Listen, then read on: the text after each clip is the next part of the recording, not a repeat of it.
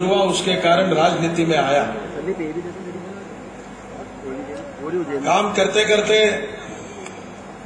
बहुत सामान्य कार्यकर्ता के रूप में मैंने काम किया है। आज सुबह जब अडवाणी जी के साथ मैं निकल रहा था तो मुझे मेरे युवा मोर्चा के साथी मिले। तब मैंने अनंत कुमार जी को बताया कि जिन्होंने मेरे साथ पोस्टर चिपकाए थे और दीवारों पर लिखने का काम किया वो यही कार्यकर्ता है जो यहां आए हैं। मेरा हस्ताक्षर अच्छा नहीं था और इसलिए दीवार पर उस समय सफेद रंग लगाने का काम मैं करता था और गेरू और नील से अच्छे हस्ताक्षरों में पार्टी के स्लोगन लिखने का काम दूसरे कार्यकर्ता करते थे। मुझे अभी भी वो दिन याद है कि पोस्टर चिपकाने के बाद लोग उसको निकाल देते थे तो वहां के इलेक्ट्रिसिटी बोर्ड के एक ऑफिस में जाकर वहां के कर्मचारियों को चाय पानी देकर उनसे एक सीढ़ी हमने लाई थी और रात को 3 बजे तक उस पर चढ़ चढ़कर हमने पोस्टर लगाए थे जब अटल जी अडवाणी जी हमारे शहर में आने वाले थे।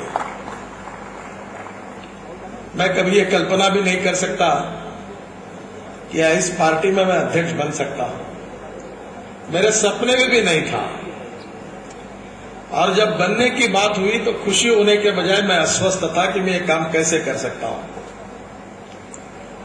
हमारे देश में 1000 पार्टियां हैं,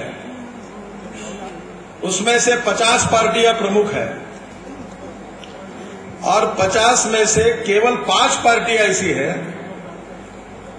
कि जिनमें घरानेशाही नहीं है। बाकी सब पार्टियों में ऐसा है कि जो नेता है उसका लड़का ही पार्टी का अध्यक्ष बनता है।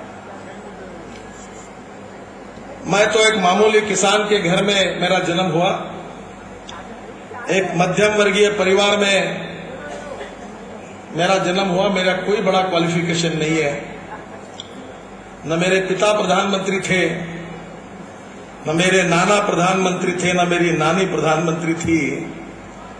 मैं केवल भारतीय जनता पार्टी का एक सामान्य कार्यकर्ता हूं। यही पार्टी विथ ए डिफरेंस, यही भारतीय जनता पार्टी की विशेषता है कि एक सामान्य कार्यकर्ता इस पार्टी का अध्यक्ष बन सकता है। मैं 1980 में भारतीय जनता पार्टी के अधिवेशन में एक कार्यकर्ता के नाते इस पोजीशन को देखने का मौका मुझे मिला। आज उस पार्टी का निरंतर प्रगति और विकास हम सब लोग देख रहे हैं। मेरा विश्वास है कि हमारी पार्टी जो है जिस सिद्धांतों को लेकर आगे चल रही है वो सिद्धांत केवल किसी व्यक्ति के महत्वाकांक्षा को पूरा करने के लिए नहीं है।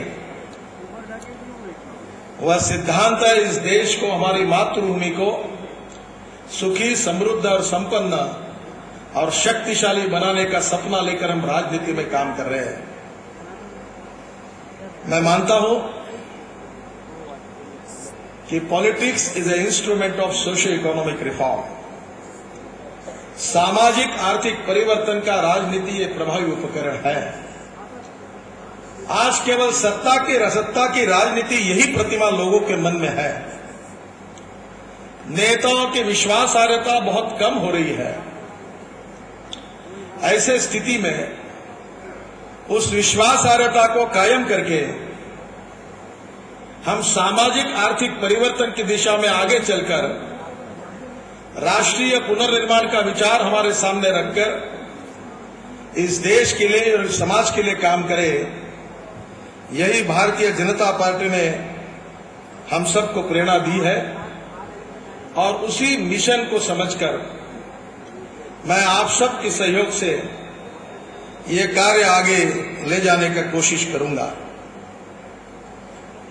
ये पार्टी कार्यकर्ताओं की पार्टी है। मैंने कल बातचीत में कहा था राष्ट्रीय कार्यकारिणी के समय कि मुख्यमंत्री एक्स मुख्यमंत्री बन सकता है, मंत्री एक्स मंत्री बन सकता है, एमएलए एक्स एमएलए बन सकता है, सांसद एक्स सांसद बन सकता है, पर भारतीय जनता पार्टी का कार्यकर्ता ये कभी एक्स कार्यकर्ता बन नहीं सकता। ये कार्यकर्ता ही पार्टी की सबसे बड़ी ताकत है। इतने निष्पृह, निस्वार्थी, देशभक्ति की भावना से ओतप्रोत, समाज और राष्ट्र की भावना से जुड़े हुए लाखों करोड़ों कार्यकर्ता, ऐसे अनेक कार्यकर्ताओं ने अपना जीवन बलिदान किया है, समर्पित किया है। आज जिस नगर में हम बैठे यहां आए हैं, नगर का नाम है कुशाभाऊ ठाकरे। ऐसे कुशाभाऊ जैसे असंख्य कार्यकर्ता इस पार्टी में, जिन्होंने अपना पूरा जीवन पार्टी के लिए दिया।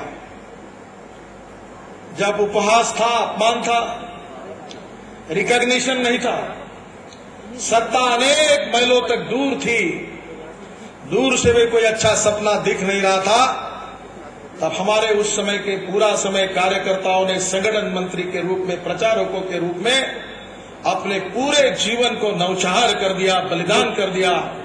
ना परिवार की चिंता की, ना बच्चों की चिंता की, केवल पार्टी की चिंता करके उन्होंने पूरे समर्पित भावना से इस पार्टी के नींव को खड़ा किया।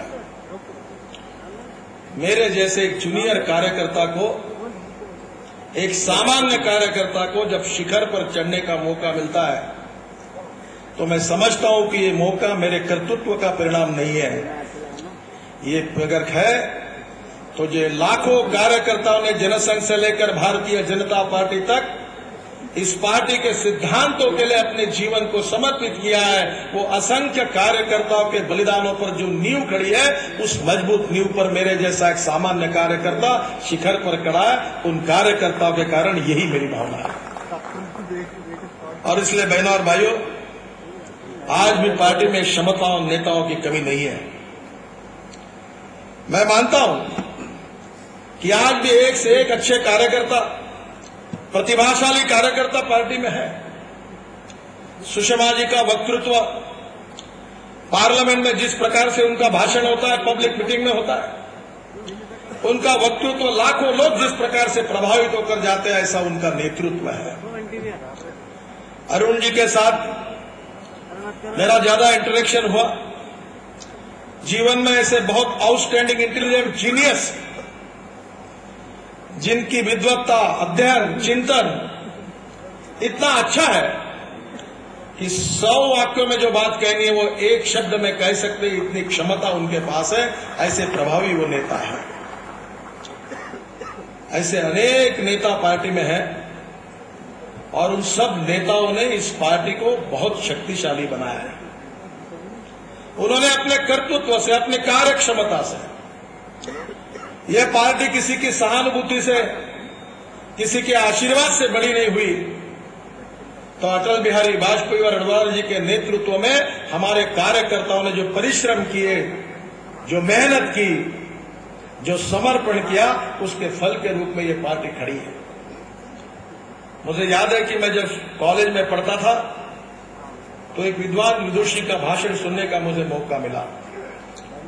उन्होंने अपने भाषण में कहा कि जब नदी का प्रवाह बहता है तो काड़ी कचरा जो होता है, मरी हुई मछली रहती है, वो प्रवाह के साथ बह जाती है, पर जो जिंदी मछली रहती है वो प्रवाह के खिलाफ तैरती है, क्योंकि प्रवाह के खिलाफ तैरना ये उसके जिंदा दिली का नाम है। 1952 से लेकर आज तक कितने आरोप हुए। ये एंटी सेकुलर है, जातिवादी पार्टी है, दुनिया भर के आरोप लगाए गए।